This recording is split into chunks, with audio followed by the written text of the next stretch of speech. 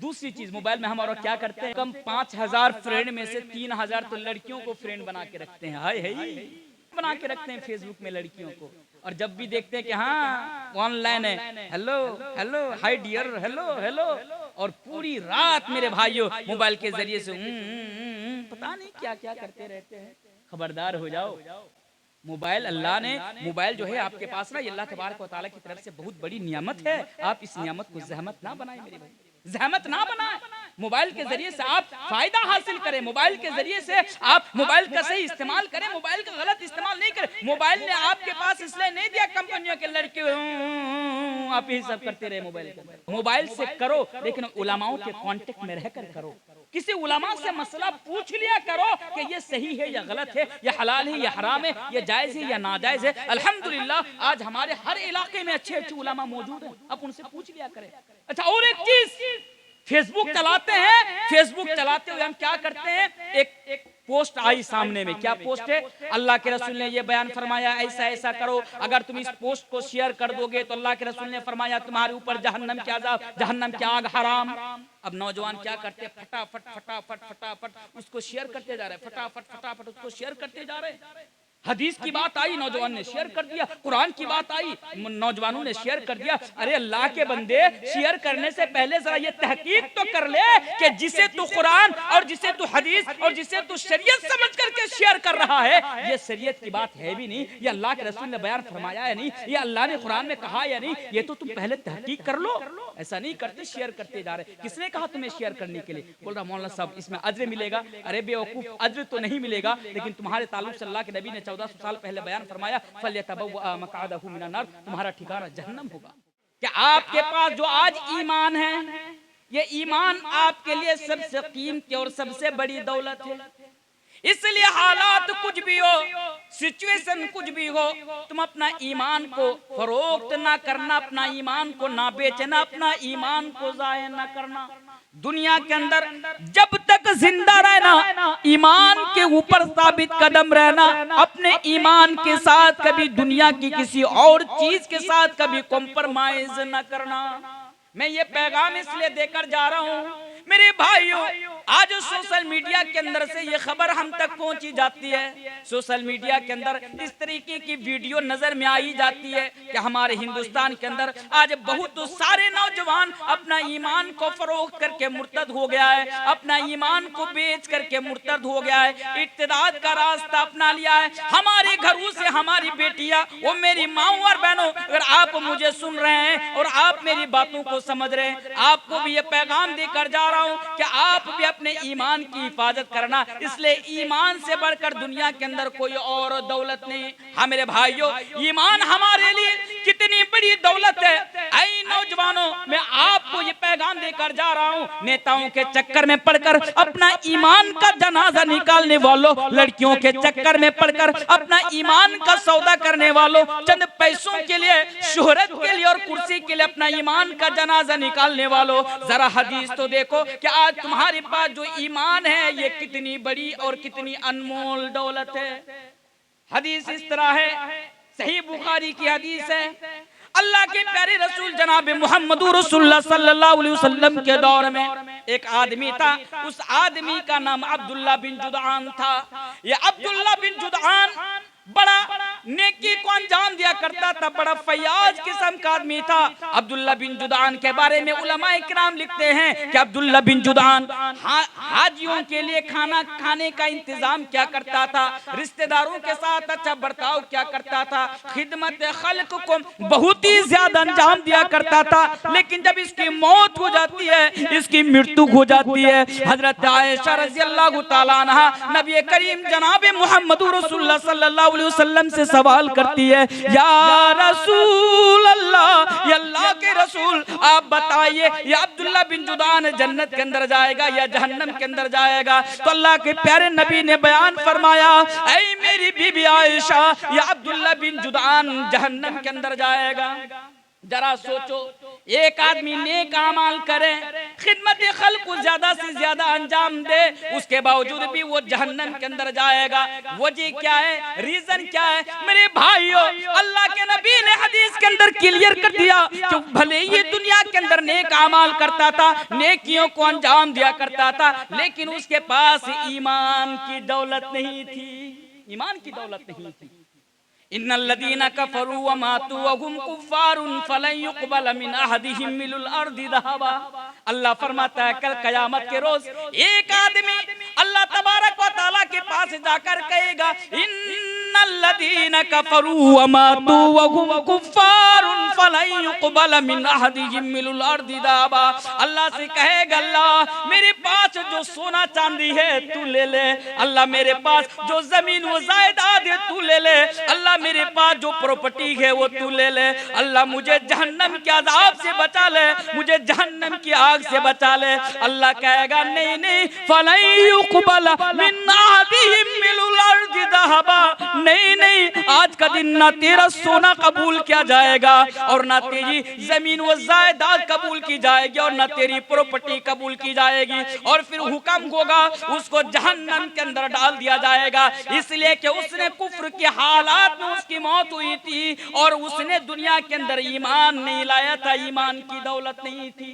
इसलिए नौजवानों, मैं ये इसलिए कहकर जा रहा हूँ और समझदारों की इशारा काफी है। आप लोग मुझे कहाँ तक जानते मुझे मालूम नहीं है, मेरे सामने बहुत सारे मोबाइल लगे हुए हैं, मैं इधर उधर की बात नहीं कर सकता, इसलिए भी नहीं कर सकता क्योंकि मेरे भाइयों आज मैं उन लोगों की नजर में हूँ। एबीपी न्यूज, आज तक टाइम्स नाउ, नव भारत, जो बड़े बड़े न्यूज चैनल हैं, आप जाकर देखिए कि मेरे खिलाफ वो लोग क्या क्या न्यूज आज चला रहे हैं, मुझे किस तरह पूरी दुनिया के सामने गुमराह करने की और मुझे भड़काऊ भाषण देने वाला मौलवी साबित करने की कोशिश आज वो लोग कर रहे हैं। उसके बावजूद भी आज मैं इशारतन ये बात आप लोगों के सामने कहकर जा रहा हूँ कि आज उन मूत्र पीने वाले लोग जो हैं, गोबर खाने वाले लोग, मैंने किसी का नाम नहीं लिया, मैंने किसी का नाम तो नहीं लिया, मैंने बस इतना कहा कि मूत्र पीने वाले लोग और गोबर खाने वाले लोग आज हमारे नौजवानों को टारगेट बना चुके हैं, ईमान से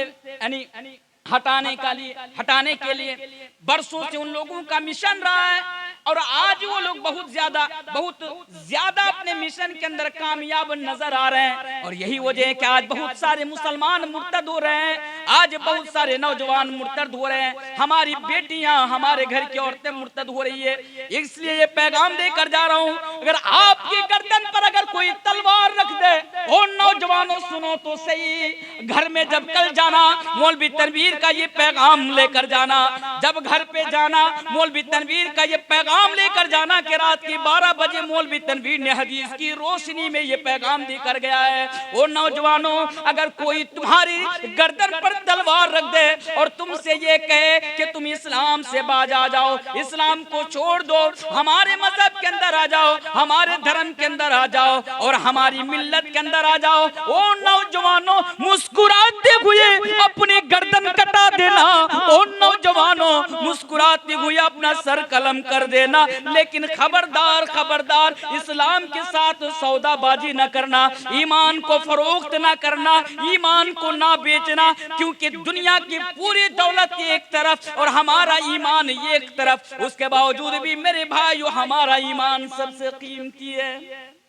आगे आइए, अगर आप ईमान के साथ अगर आप सौदाबाजी कर लेंगे, अल्लाह फरमाता है वमन यरतद मिनकुम अन दीनिही फयमुत व हुवा काफिरुन फउलाइका हबितत अमालुहुम फिद दुनिया वल आखिरा।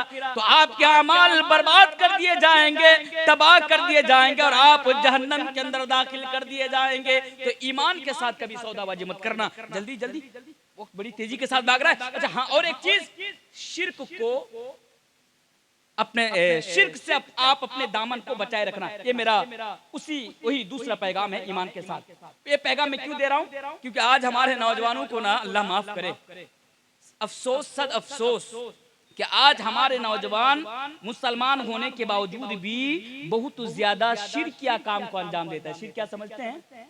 शिर्किया काम को अंजाम देते हैं और उसको सपोर्ट। देखिए मैं नाम नहीं लूंगा, हमारे बिरादरान वतन जब इन लोगों का कोई त्योहार होता है या जब कोई पूजा वगैरह के लिए जब कुछ तैयार किए जाते हैं, हमारे बहुत सारे नौजवानों को देखेंगे माथे पे तिलक लगाकर उन लोगों के यहाँ आसपास घूम रहे होंगे।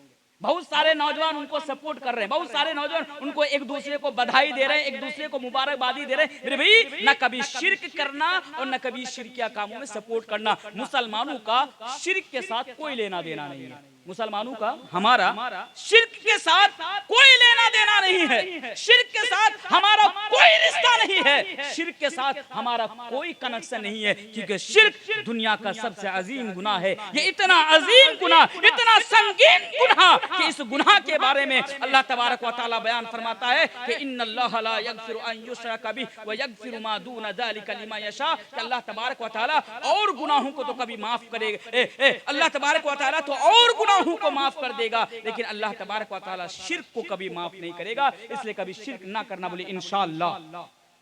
लेकिन नौजवानों का हाल तो ये है, एक नौजवान के हाथ पे देख रहा हूं कि बड़ा सा ताबीज लटक रहा है। ताबीज समझते हैं? सही हदीस है, मन तअल्लक तमीमतन फक़द अशरक। जिसने ताबीज लटकाया उसने शिर्क किया। बड़ा सा ताबीज हाथ में लटकाया हुआ है। मैंने उनसे कहा कि भाई जरा देख, ये जो तू ताबीज लटकाया है ना, ये बहुत बड़ा गुनाह है, इसको हटा दे, निकाल के फेंक दे। वो क्या बोल रहा मालूम है? बोला मौलाना साहब मैं नहीं कर सकता। बोले क्यों? बोले मेरे साथ मजबूरी है। बोले भाई क्या मजबूरी है तेरे साथ? बोल रहा कि मौलवी साहब ने दिया है, रात को बिस्तर पे पेशाब कर देता हूँ इसलिए। देखिए, इसलिए वो हटाने को तैयार नहीं है। वो शिर्क, अगर कोई उनसे कह दे कि ये कर लो तुम्हारा सब ठीक हो जाएगा, तो वो हर काम को अंजाम देने के लिए आज नौजवान तैयार हो जाते हैं। मेरे भाई, शिर्क से शॉर्टकट में ये पैगाम दे रहा हूं कि शिर्क से कभी भी समझौता नहीं करना। मेरे भाई, शिर्क से हमेशा लाखों दूर रहना, क्योंकि शिर्क हमारे आमाल को बर्बाद कर देते हैं। जैसा कि अल्लाह तबारक व तआला ने कुरान करीम के अंदर बयान फरमाया नबियों के ताल्लुक से, वला अशरकू लहबित अन्हुम मा कानू यामलून। नबी के बारे में भी कहा कि ऐ नबी, वलकद ऊहिया इलैका व इलल लजीना मिन क़ब्लिक लइन अशरकता लयहबतन्न अमलुका वला तकूनन्न मिनल खासिरीन। नबी को भी वार्निंग मिली शिर्क के ताल्लुक से, इसलिए कभी शिर्क ना करना। आइए, आज का मेरा तीसरा पैगाम। मुकर्रिर बुलाने के मेरा टाइम हो गया, 10 और 12-13 मिनट टाइम है। तो आज का जो मेरा तीसरा पैगाम है वो है रियाकारी से बचना। रियाकारी नौजवानों के लिए पैगाम देकर जा रहा हूं। मैं क्यों ये पैगाम देकर जा रहा हूं मुझे मालूम है, आपको मालूम है। जो रियाकारी है ना, ये बड़ा सेंसिटिव मसला है, ये बड़ा नाजुक मसला है रियाकारी का। आज हमारे अक्सर नौजवानों को ये मालूम ही नहीं है कि भाई रियाकारी होती क्या है। आज हर नौजवान के अंदर ये बीमारी पाई जाती है, चाहे मर्द हो या औरत हो, हमारे अंदर, सबके अंदर।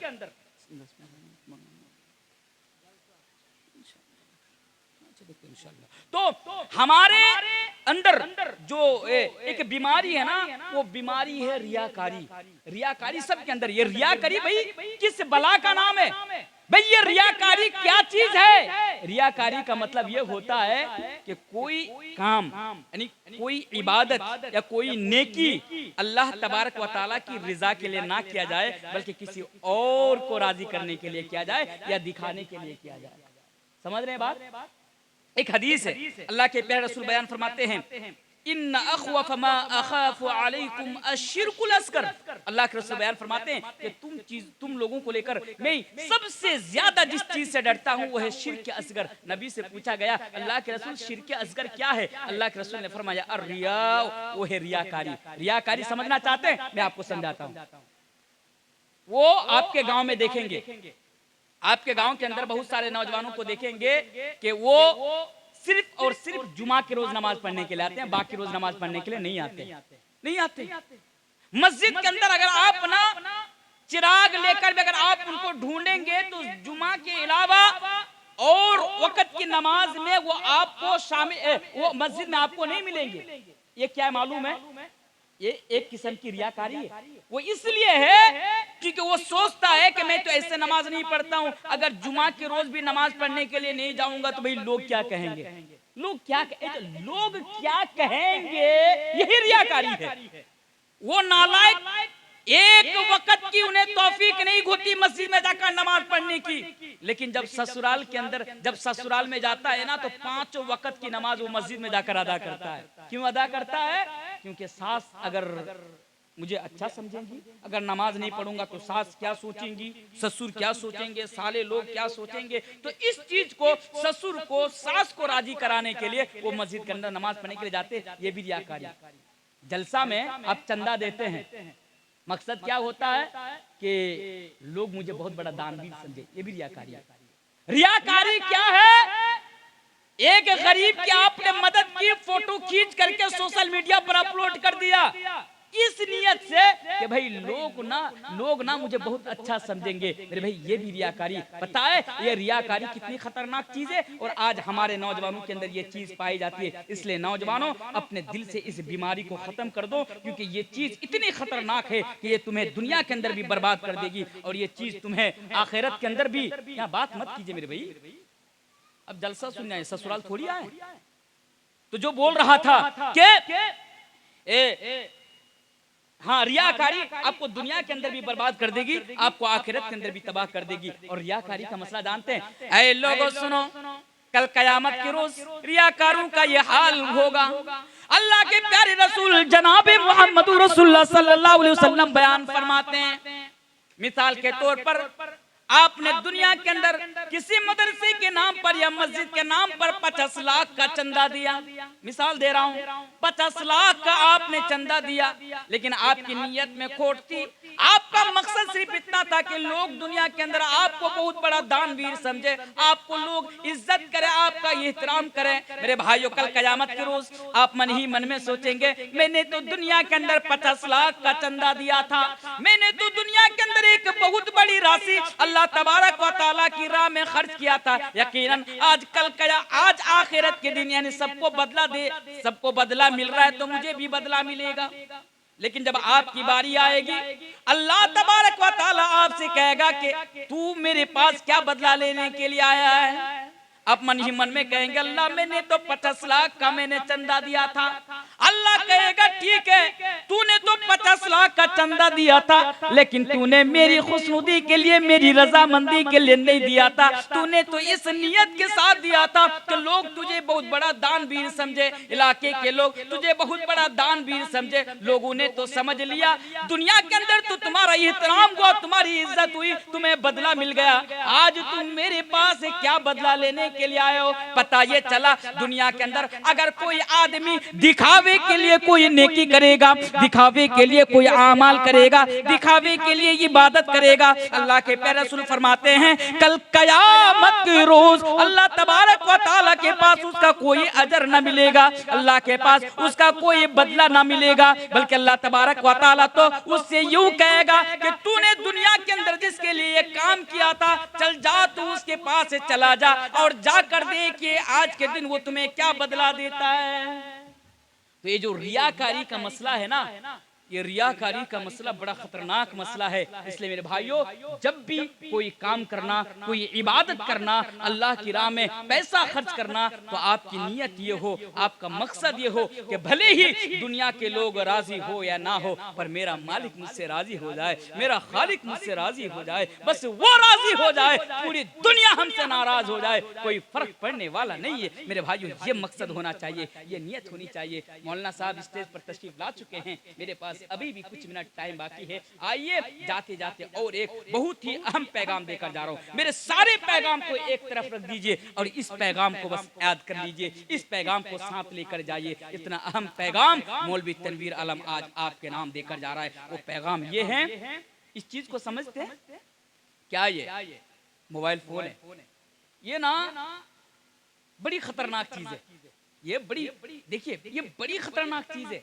मेरा मौजू क्या है कि आज का पैगाम नौजवानों के नाम।